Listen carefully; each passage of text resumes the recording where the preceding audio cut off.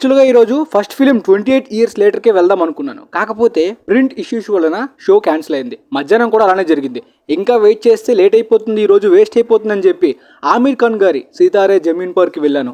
ఆమిర్ ఖాన్ గారి ఫిల్మ్ అయినప్పటికీ ఆన్లైన్లో కానీ ఆఫ్లైన్లో కానీ ఆయనకు తగ్గ బజ్ అయితే ఏమాత్రం హడావిడి లేకుండా రిలీజ్ అయిన ఈ సినిమా ఆడియన్స్ ని అట్రాక్ట్ చేయగలుగుతుందా లేదా? పోతే ఈ సినిమా దంగల్లాగా ఒక స్పోర్ట్స్ డ్రామా జానరా కాదనమాట, కంప్లీట్ గా feel good drama. Raj Kumar Rao, Ayushmann Khurrana లాంటి బాలీవుడ్ టైర్ 3 స్టార్స్ చేయాల్సిన ఫీల్ గుడ్ ఫిల్మ్ ని ఇంత పెద్ద స్టార్ చేయడం ఏంటని చాలా మంది షాక్ అవ్వచ్చు. బట్ ఆమిర్ ఖాన్ గారి ఫిల్మోగ్రఫీని చూసుకున్నట్టయితే ఎక్కువ శాతం కమర్షియల్ ఫిల్మ్స్ ఉండవు. కంప్లీట్ గా ఈ డ్రామాటిక్ క్లాసిక్సే. రీసెంట్ గా లాల్ సింగ్ చడ్డా తర్వాత కంప్లీట్ గా ఆయన కెరీర్ కి చాలా పెద్ద డ్యామేజ్ అయిన తర్వాత కమర్షియల్ గా కంబ్యాక్ ఇస్తారనుకుంటే అంతకన్నా లో బజ్ తో ఉండేలాంటి గ్రౌండెడ్ ఫీల్ గుడ్ డ్రామా తోటే వచ్చారు.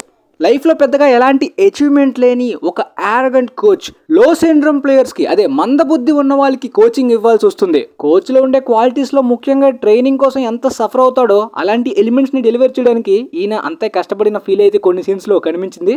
తారీ జమీన్ పర్ ఫిలింకి ఆపోజిట్ డైరెక్షన్లో ఉంటుందన్నమాట ఈ స్టోరీ. అంటే ఎక్కువ శాతం ఆమిర్ ఖాన్ గారి ఫిలిమ్స్లోని ఆయన ఒక మెంటార్గా, సపోర్టింగ్ క్యారెక్టర్గా మెయిన్ లీడ్ క్యారెక్టర్ సఫర్ అవుతున్న ప్రాబ్లమ్స్ ని ఈజీగా సాల్వ్ చేసి వాళ్ళ లైఫ్ లో ఒక మ్యాజిక్ గా నిలిచేలాంటి క్యారెక్టర్ అనమాట. అలాంటి ఫిలిమ్స్ ఇంతవరకు ఆయన చేశారు. బట్ ఈ ఫిలిం లో ఆయన లైఫ్ లోని ఆయన క్యారెక్టర్ లోనే చాలా ప్రాబ్లమ్స్ ఉంటాయి.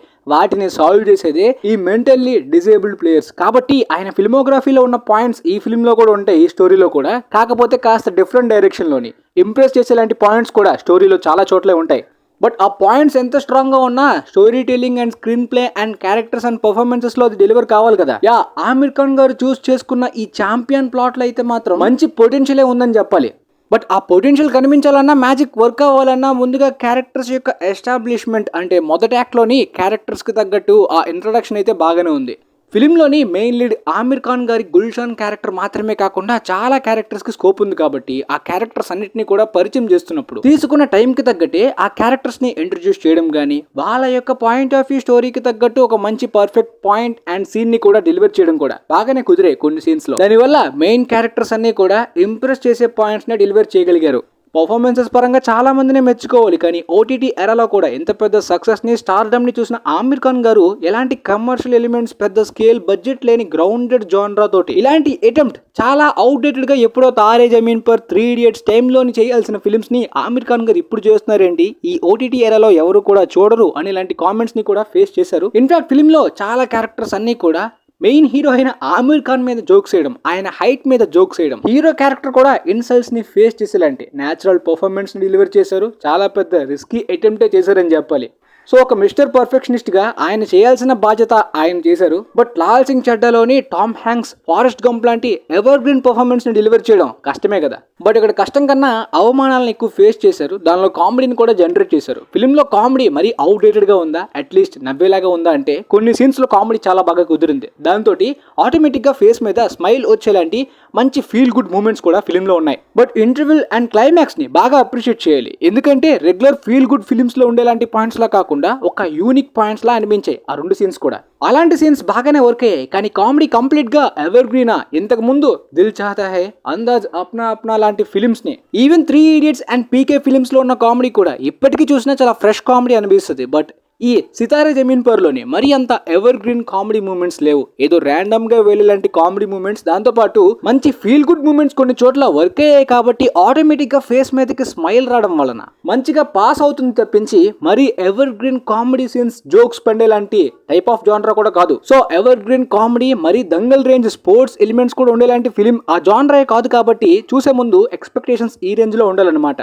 ఫర్ ఎగ్జాంపుల్ ఎక్కువ స్పోర్ట్స్ని ఎక్స్పెక్ట్ చేసేవాళ్ళు వీళ్ళు ఒక మెంటల్లీ డిజేబుల్డ్ ప్లేయర్స్ అని గుర్తు తెచ్చుకోవాలి. వాళ్ళతో ఎక్కువ స్పోర్ట్స్ సీన్స్ని, అదిరిపోయే స్పోర్ట్స్ మూమెంట్ని కంప్లీట్గా స్పోర్ట్స్ జానరాని డిజైన్ చేయలేరు. కాబట్టి ఎక్కువ శాతం డ్రామాని, ఫీల్ గుడ్ మూమెంట్స్ తోటే ప్రయత్నించారు స్టోరీలో ఉన్న పాయింట్స్ని, క్యారెక్టర్స్ని. అండ్ ఆమిర్ ఖాన్ గారిని మెచ్చుకోవాల్సిందే ఈ కాస్టింగ్ డిపార్ట్మెంట్. ముఖ్యంగా ఎక్కడి నుండి పట్టుకొచ్చారో కానీ ఈ లో సిండ్రమ్లో ఉండేలాంటి పర్సన్స్ లాగా చాలా న్యాచురల్గా, చాలా న్యాచురల్గా డెలివర్ చేశారు.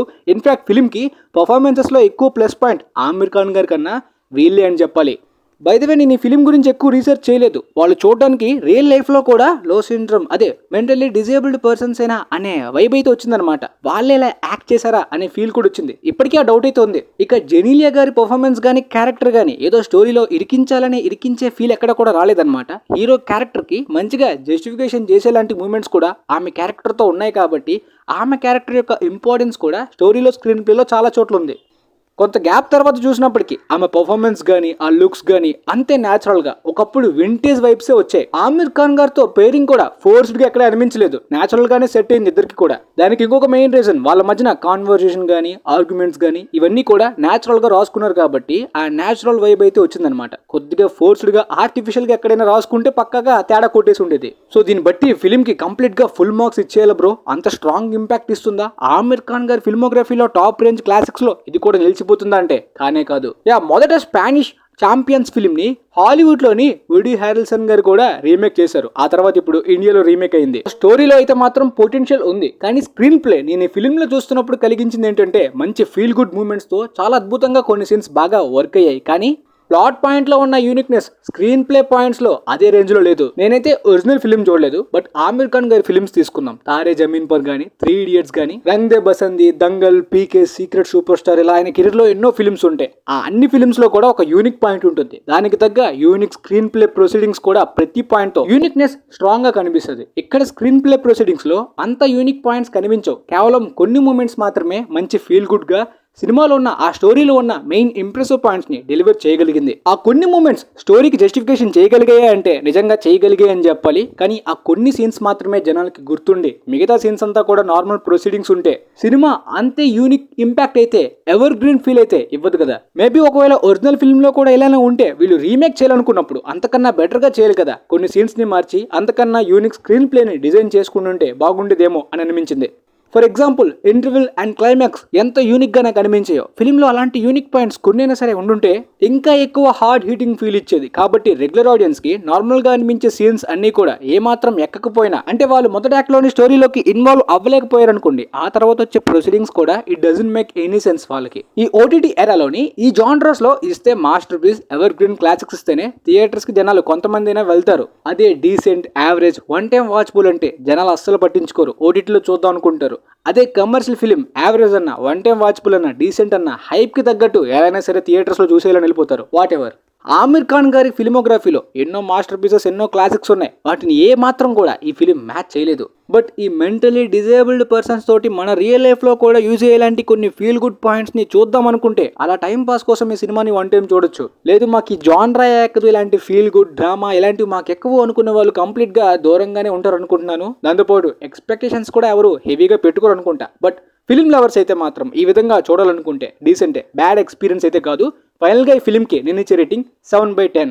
ఫిలిం లవర్స్ అయితే పక్కగా చూసేయచ్చు, ఇంప్రెస్ అయ్యేలాంటి పాయింట్స్ కూడా ఉంటాయి. కానీ ఆమిర్ ఖాన్ గారి ఫిల్మోగ్రఫీని మ్యాచ్ చేయదు, మరీ అంత యూనిక్ ఇంపాక్ట్ ఇవ్వదు. అలానే బ్యాడ్, టైం వేస్ట్, వరస్ట్ అనే ఎక్స్పీరియన్స్ కూడా ఇవ్వదు. మీకైతే నా రివ్యూ కంప్లీట్ గా డీటెయిల్డ్ గా అర్థమైంది అనుకుంటున్నాను. నెక్స్ట్ 28 ఇయర్స్ లేటర్ ఈవినింగ్ కూడా ఏమైనా తేడా జరిగితే ఎలియోకి వెళ్ళడానికి కూడా రెడీగా ఉన్నాను. చూద్దాం మరి ఏమవుతుందో. And thanks for watching guys.